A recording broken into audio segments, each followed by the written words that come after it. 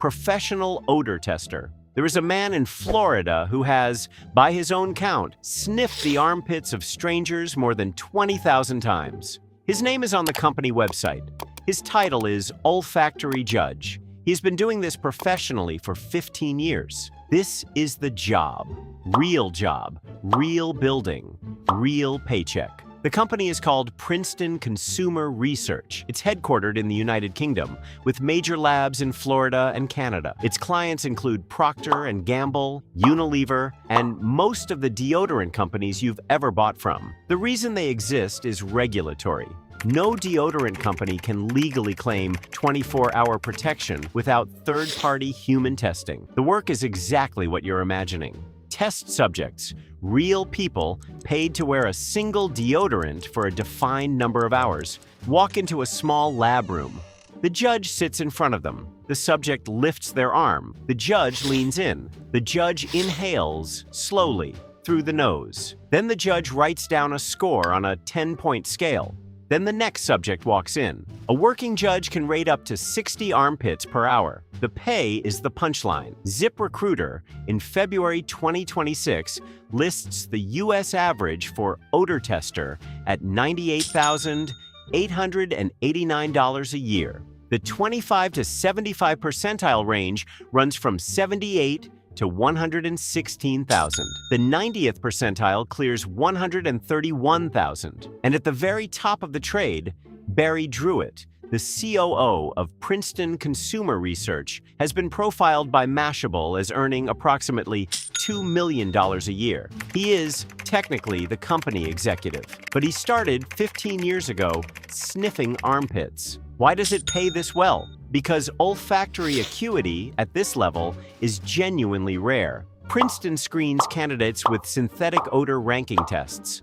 Most applicants fail. Most who pass once fail the second round. The people who can do this consistently are, by some estimates, fewer than 2,000 worldwide. Snake milker. In a one-room building in Slade, Kentucky, a man named Jim Harrison is pressing the fangs of a king cobra against a glass funnel. He's done this about 50,000 times. He's been bitten 16 of them. His heart has stopped 4 times. He works without gloves, because gloves, he says, reduce dexterity, and dexterity is what keeps you alive when the snake misses the funnel. This is venom extraction. There are maybe 20 people on Earth doing it at his level. The work itself is methodical. Pin the snake behind the head. Press the mouth onto a parafilm-covered funnel. Let the fangs pierce the membrane. Watch the venom drip into a sterile tube. Move to the next snake. Move to the next. Move to the next. Harrison can milk 150 cobras in 2 hours. The venom is freeze-dried into powder and shipped to pharmaceutical companies. Antivenom is one customer. Cancer drug research is another. A protein from a South American rattlesnake is currently in human trials for non-small cell lung cancer. The substance itself is staggering. King cobra venom sells for around $150 a gram. Coral snake venom, $4,000 a gram. Rare neurotoxins from taipans and mambas can hit $300,000 a gram. The most expensive liquid on Earth is the venom of the deathstalker scorpion, $39 million per gallon. Crime scene cleaner. The police are gone by the time they arrive. So are the detectives, the coroner, the family, the yellow tape. What's left is the room. Crime scene cleaners, the industry prefers the term biohazard remediation technicians, walk in wearing Tyvek suits, full-face respirators, and double nitrile gloves. They carry industrial chemicals, sharps containers, and surgical-grade cutting tools. They are not janitors. They are not paramedics. They are something the legal system invented to handle what the legal system created. The work depends on the scene. A gunshot suicide on drywall. Sections of the wall have to be cut out. The blood and tissue have soaked through. An unattended death. Someone who lived alone, died, and wasn't found for 10 days. The fluid that bodies release after death seeps through carpet, subfloor, and joists. The pay sits where the strangeness compounds. A crime scene cleaner working as an employee earns $40,000 to $80,000 a year. But the companies bill clients between $75 and $250 an hour, sometimes up to $600 for severe biohazard. A single job invoices anywhere from $1,000 to $40,000, almost always paid by homeowners insurance. The franchise owners are where the money lives. $100,000 to $500,000 a year by some estimates. One Bio One franchisee, asked by the Philadelphia Inquirer if the business was lucrative, said in plain English, "You can get very rich off this. Death leaves a mess. Someone has to be paid to make it disappear." Surrogate mother. In California, a woman named, let's call her Sarah, is 6 months pregnant with a baby she will never raise. The egg is not hers. The sperm is not her husband's. The embryo was created in a fertility clinic in San Diego, transferred into her uterus 6 months ago, and has been developing inside her body ever since. When the baby is born, she will hand it to two strangers, a couple who flew in from Singapore or Tel Aviv or France, and the legal paperwork will name them as the parents. She will be paid, conservatively, $50,000. If she is experienced, meaning she has done this before, she may earn $110,000. This is gestational surrogacy. In legal terms, she is a gestational carrier. In tax terms, she is a contractor. In medical terms, she is the host of a 9-month, hormonally managed, IVF-induced pregnancy. In the language of the agencies that recruit her, she is a journey participant. The qualifications are strict. She must be between 21 and 40. She must have had at least one healthy prior pregnancy. She must pass psychological and medical screening. She must have stable income. Agencies will not accept candidates motivated by financial desperation. She must agree, before the embryo is transferred, that the child she carries is not and will never be hers. The work itself is the pregnancy. Hormone injections in the abdomen for the first 10 weeks, monthly medical appointments, ultrasounds, blood draws, diet restrictions, travel restrictions. The same physical experience as any other pregnancy. Morning sickness, weight gain, swollen feet, sleepless third trimester. Except that it ends with handing the baby to people she met 4 months earlier on a Zoom call. Internationally, Russia, Ukraine, India, and Thailand have all closed their commercial surrogacy markets in the last decade, which means international parents now come to the United States. The IRS taxes the compensation as ordinary income. Her body is the office. Her pregnancy is the deadline. Her paycheck is 6 figures. Professional cuddler. The first cuddle studio in Portland, Oregon opened in 2013. The owner, Samantha Hess, expected maybe a few clients per week. Within 6 months, she had a wait list. Within a year, she had to turn applications away. By 2024, she had logged over 52 paid hours of cuddling in a single week. This is professional cuddling. The job is exactly what it sounds like, and exactly what people assume it isn't. The session goes like this. The client arrives at a studio or invites the cuddler to their home. Both stay fully clothed. There's a contract. There's a code of conduct. There are rules about which body parts can touch which body parts and which cannot. Then they spoon, or hold hands, or stroke each other's hair, or simply lie on the same couch in silence for an hour. Sessions run 60 minutes to overnight. Some are conducted on Zoom. The client wraps themselves in a blanket on their end. The clients are not who you'd guess.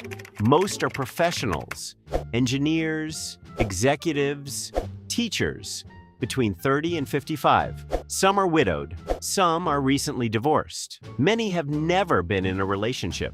Many travel for work and haven't been touched by another human being in months. The science underneath the service is real. Oxytocin, the hormone released during sustained physical contact, lowers cortisol, slows the heart rate, and reduces blood pressure. Touch starvation, a clinical term, has been linked to depression, anxiety, and even immune dysfunction. The pay reflects both the demand and the stigma. ZipRecruiter lists the U.S. average for cuddle therapist at $64,000 a year, with the 99th percentile at $83,000. Cuddlist, the largest professional platform, markets a standard rate of $80 to $100 per hour. Top operators charge $150, sometimes more. There is a single platform with over 600,000 registered clients in the United States. Every cuddler will tell you the same thing if you ask. It is not sex work. The contract makes that explicit. The clients come for something the world used to give away for free. They sell something the world used to give away for free. Embalmer. By the time the family arrives at the funeral home, the body has already been alone with someone else for several hours. That someone is the embalmer. The job goes like this. The body comes in, gloves on. The arteries are opened, usually the carotid in the neck and the femoral in the thigh, and a machine the size of a microwave begins to circulate. Out goes the blood. In goes a pink fluid made of formaldehyde, methanol, and dye. The dye is what gives the deceased that gentle, faintly rosy color you remember from the casket. Then comes the part most people don't know about. The mouth is sutured shut from the inside. The eyes are held closed with small plastic caps that sit under the lids. The body is bathed, the hair is washed, the nails are cleaned. And then the embalmer opens a makeup kit.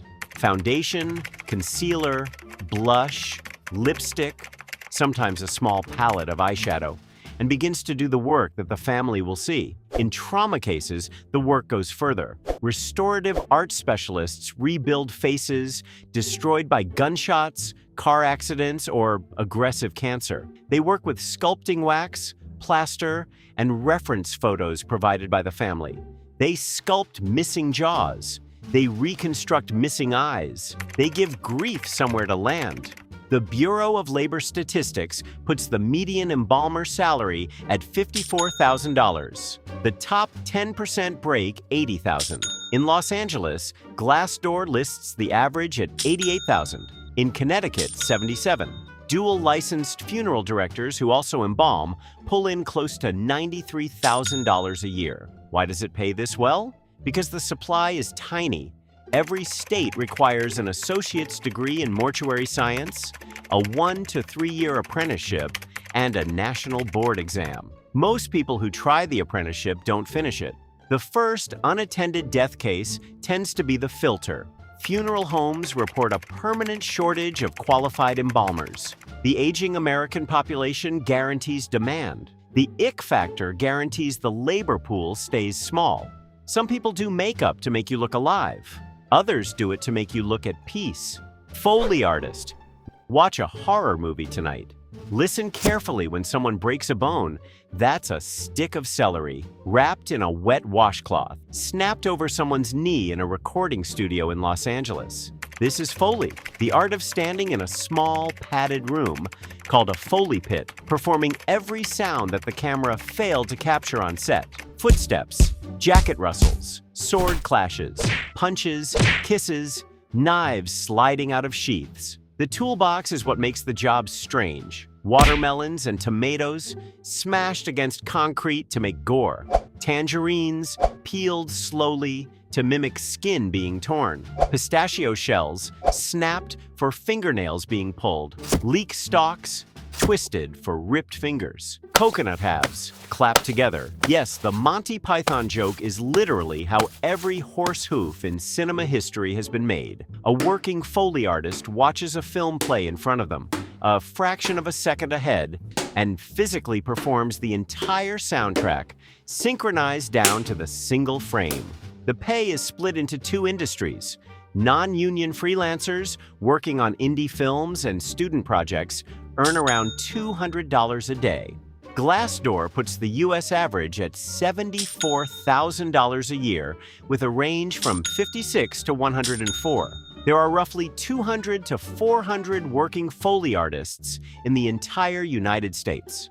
Every streaming-era show needs custom Foley because pre-recorded sound libraries don't sync to specific actor movements. AI has started encroaching, generative audio models can fake some effects, but the industry standard for any prestige production remains a human in a small room with a basket of fruit. Every bone you've ever heard break in a movie was a stick of celery, and someone got paid $144,000 to snap it. Hazmat diver. There's a category of commercial diver who doesn't work in oceans, lakes, or rivers.